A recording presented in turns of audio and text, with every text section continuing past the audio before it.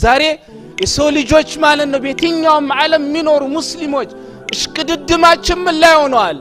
ዱንያ ላይ ሆናል አይደል እንዴ?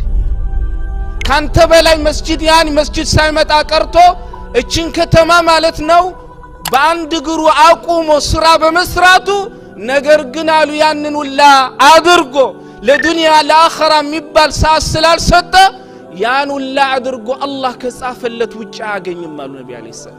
እኔ ነብይና መልእክተኛ በመደረጌ እንዳታለለሽ እኔ ላንቺ ማደርገው ነገር የለም። አልহামዱሊላህ እስልምና ላይ ኖረው እስልምና ላይ ነው ሄዱት። እኔና እናንተ ነገ በምን ላይ እንደምንሄድ አናውቅ። ስለዚህ ኢኽዋኒ ያኽራ በሉሁ ዱንያ ዛሬ ታገኛታለ ነገ የለች። አላሁ አክበር አላሁ አክበር። ሲነሳ ሲተኛ ሐሙና ገሙ ዱንያ የሆነ ሰው አላህ ከእንደዛ ሰው ያርገን።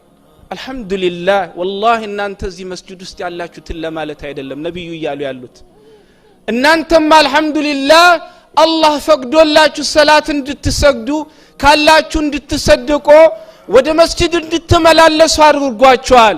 አላህን ሸክሩት አትሰድብኝ በልጨምርልኝ በሉት ለማለት የፈለጉት ነብዩ አለይሂ ሰላቱ ወሰላም አሉ። والله ስለ ሰላት የማይገዳቸው ስለ ሐጅ የማይገዳቸው ስለ ጾም ማያስቀያን የማይገዳቸው ሲተኙም ማሳባቸው ቤት መስራት ሲተኙ ማለት ነው ሲነሱም ቤት መስራት ሲተኙ ዶላር ማግኘት ሲነሱም ዶላር ማግኘት ጭንቀታቸው ፍላጎታቸው ምኞታቸው ሁለመናቸው ዱንያ ብቻ ነው።